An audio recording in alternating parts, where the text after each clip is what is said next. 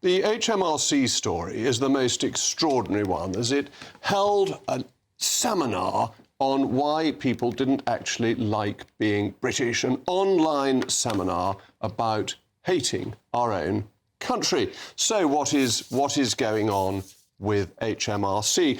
Why do they think it is necessary to dislike us? Why do they have to explain that being British is difficult? What is it that has upset people in HMRC who have come here, have come to be British? You see, I think it's of fundamental importance that somebody holds a British passport, whether they became a British subject, citizen, call it what you will, yesterday, or their family's been here for thousands of years, they are just as British. And therefore they should not be worrying about the colonial past that we have. They have joined this country. They have come into this melting pot. They are one of us and we are one of them.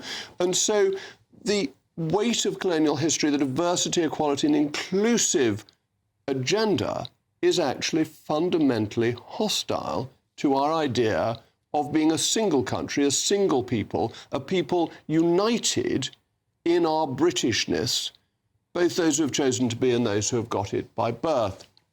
But this isn't the only area where it seems that the British state dislikes itself, dislikes part of its country and wants to discriminate against them. Because whilst HMRC has been doing this, the spooks, MI5 and MI6, as we discussed actually a year ago, has an internship that is not eligible to white people, unless you're an Irish traveller, rather eccentrically, which seems an odd thing to do.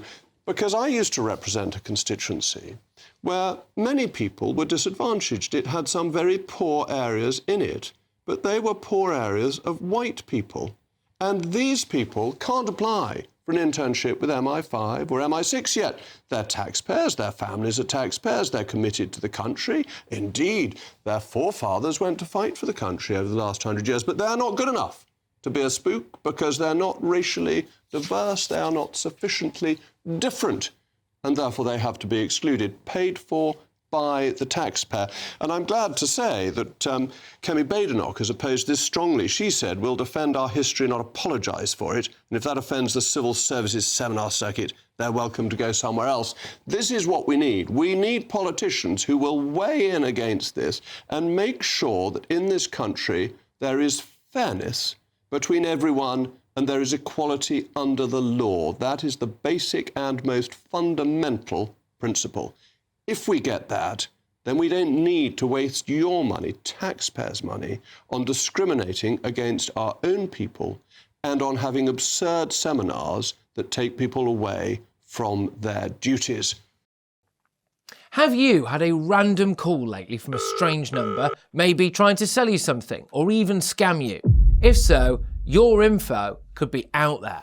That's because of data brokers, shady companies that scrape the internet for your personal details and sell them to marketers or even scammers. These days, scammers can even use AI to mimic your friends' voices and trick you into sending money. It's not just annoying, data brokers often target vulnerable people with high interest loans or sketchy offers. But there is a solution. Incogni, the sponsor of this video. Incogni contacts data brokers on your behalf and requests your info be deleted from their databases. And because your data can keep popping up, Incogni keeps sending removal requests to make sure it stays gone. They've just launched a new unlimited plan with custom removals. If you find your info on a weird website, just send them the link and their privacy team will work to get it taken down. Getting started is easy. Hit the link in the description, create your account and let Incogni handle the rest. It's risk-free for 30 days and you'll get 60% off an annual plan with the code GBNews. Take back control of your data with Incogni. As always, you know how to get in touch with me. Mail Moggs, you know where to come. But now I am delighted to have with me both my panel, but also Benjamin Butterworth, who's come in to talk about this subject. What is HMRC doing? They're useless, they're hopeless, they can't answer their telephones, and now they're wasting people's time. apologising for being British. This is shameful. Well, they certainly have some problems. I remember when I got a tax rebate last year, it told me on the website, but not for love nor money, literally, could I get that money back by phoning them. So they've certainly got some other things they could be doing. I think there are two separate points here. One is that it's probably reasonable to say that a seminar on any external topic during work hours is hard to justify. It's a bit more like a students' union than an effective workplace. But the bit that I don't accept is this idea that somehow, because they care about flaws or inequalities or the complicated history of Britain, that somehow means they hate or don't love this country. I think that's very unfair. People that point out flaws are showing their love by doing so. Guilt of being British. Now, if you've come here to this country and you've applied for a British passport, what are you doing being guilty about it? You've wanted to do it. It's a voluntary decision, or it's a voluntary decision of your parents. You should be proud of your country. Well, first of all, although they say it was aimed, I think, at people of Southeast Asian descent... Yeah, but I don't really care where they're from. I mean, but I just make the point, it doesn't mean that they weren't born here, of course. No, indeed. Most of them may well have been. But their parents may have made the choice. There aren't many people here from South Asia who've been here for 1,000 years. Indeed, but, I mean, look, my family isn't British. Most of them are Canadian, right? And so there are many of us from other parts of the world, and I think people are entitled to say that Britain did some pretty appalling things in other parts of its history. You're entitled, of course, to have a discussion about Britain and about empire. I think, by and large, the empire was very beneficial. But it's guilt of being British. Why should anybody feel guilty about being British? Well, I think what we should be able to have a perception of is that when Britain has done appalling things, when it has had a legacy around the world that's negative. For example, homosexuality being criminalised was largely a British, a Victorian export, and the law that criminalised it in India... It's not quite true. In Islamic countries, it's quite seriously illegal. Well, they kill people for it, still, in some of them. So indeed, it's not particularly British. In a great many countries around the world, it was a British law. The law in India on the statute book that was only repealed 10 years ago was the one we put in place. Yeah, but since 1947, it's been up to them whether to repeal it, not us. Indeed, but they decided not to do it until 10 years ago, so it can't have been that alien to them. As you'll understand, social issues tend to be set in and people follow what they comes. Yes. That's why you're so annoyed by woke. But I think that having a sense of that and having a sense of where we've gone wrong is a patriotic act in many ways. I think discussing our history is a wonderful thing to do. I'm all in favour of doing it, and you say laws on homosexuality, I say banning sooty and dealing with thuggee. Marvellous things that we did to benefit India and giving the rule of law. But that's not being guilty about being British. And that's the bit I don't get, that if you've come here and got a passport, or your parents or grandparents did, surely you should be proud of being British. That's a privilege that you have, that you're lucky, you're fortunate to have got that. And if you don't want it, well, you can give it up if you're ashamed of being British.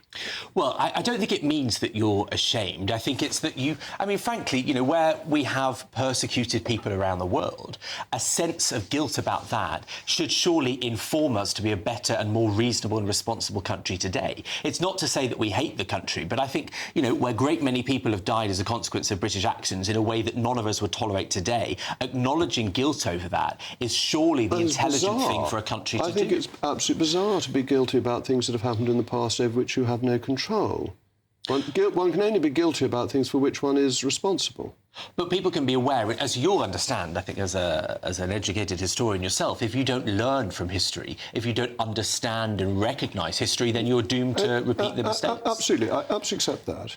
But it's this phrase, guilt of being British, which I simply don't understand why anyone who is in this country would be guilty about being British. They might well say, might take a very different view from me on our imperial past. Now, it's a perfectly reasonable discussion. It's an interesting discussion. We have it on this programme regularly. But to absorb that onto your own shoulders and say, well, this is my fault, when neither you nor your forebears necessarily lived here at the time of empire, just seems a weird thing to do. What you've got now is somebody living in this country, contributing to this country, and you wonder why HMRC is offering this course, because it's almost saying to people from a Southeast Asian background, you ought to feel guilty. Well, and that seems to be very odd. I mean, look, I imagine they probably do all sorts of courses to educate people in a wider sense. I imagine that's the logic behind an event like this. And it doesn't just need to be Southeast Asian people. But I think it's about having that education and that awareness. And when you're making decisions in the workplace, maybe it can inform you of the background of which some people come and how they might be affected in the workplace and in Britain today. All right, well, let me bring my panel in, because I've got Nigel Nelson and Linda Dubley with me. Linda, this is bonkers, isn't it? Absolutely. I mean, I think the problem is that it's OK to accept responsibility, but not guilt. The trouble with guilt is it's closely allied with shame, and that is a completely redundant emotion.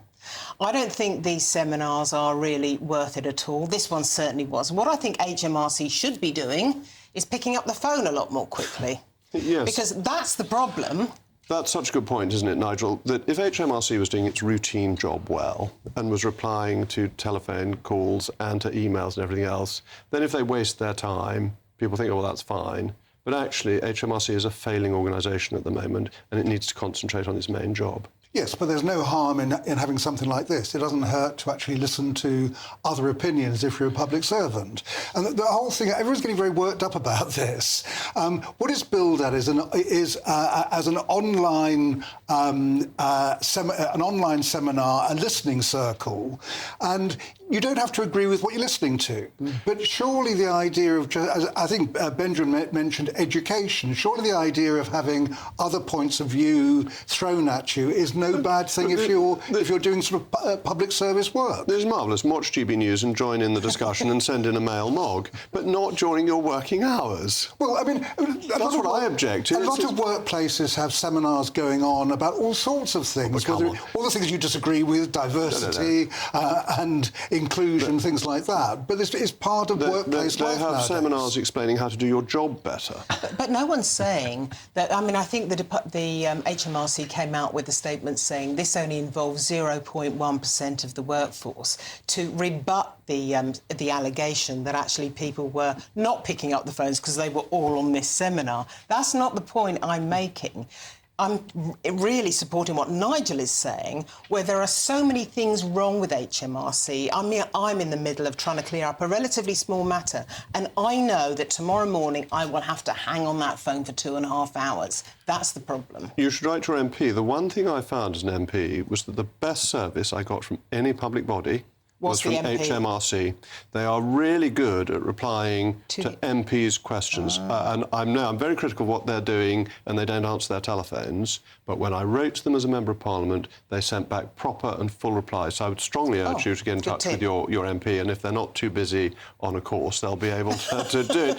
But it's part of this whole concept of the state not actually being proud of the country. It seems to be desperately unfair to exclude white Britons from applying for an internship at the security services. What can they be thinking of? Well, it's obviously discriminatory. I mean, there's no question about that. However, it's deliberately so. I mean, if you think about popular culture... But I think discrimination's wicked. Well, hang on. It depends what the purpose behind it is. So, in this particular case, popular culture gives the impression of spies as middle-class white men, James Bond, George Smiley. Okay, that's the impression that people get out there. Yes, but they're not just excluding middle-class white people, they're excluding impoverished white people. Yes. That seems outrageous. What they're doing is they're trying to get ethnic minorities in. You need Arabic speakers, for instance. You mentioned Irish travellers. If you were running an operation that involved Irish travellers, say, it'd be quite useful to have somebody doing the surveillance who was one. But isn't that a completely different point? That if you need experts in a field, you employ experts in a field. And of course, if you need Arabic speakers, you may find they have a different racial makeup from if you need people who can speak with good American accent. That's perfectly reasonable. But this is an internship, and they're excluding, actually, statistically, the part of society that is doing least well. That is to say, the white working class. But those people can apply for jobs at both MI5 and MI6. But they can't get an internship. Well, yeah, but the internship is really important. The internship is very important. I mean, we all know that youngsters today, I've got 3 children, all are working age, the internship is critical to many of these kids. What I think is that, especially the security service, should simply be taking the people who are best, the people who reach the top. That's all we need to think about. I know that you may say, well, it should be unfair. It should be unfair, Nigel, because some of those people had the benefit of a top-level education. But the people doing the recruiting... But they won't apply. It's not like applying to the post office or something like that. I mean, these are secret organisations. Okay. And so what you've got to do is encourage people to apply to them. All They right. approach you. Well, we've got a response from HMRC, which was read out by Martin earlier. It's really exciting. Listen very carefully. I'll say this only once. Events by staff networks should not be taken as reflecting the views of HMRC. An event like this would only be attended by around 0.1% of staff, which would have no impact on our ability to staff our helplines, which in brackets they don't staff anyway. We have robust processes in place to ensure our telephone lines are well resourced throughout the day, so that you wait forever to get through to them. I mean, it's such garbage that they put out in these statements. Why didn't they just say they've blundered, they've made a mistake?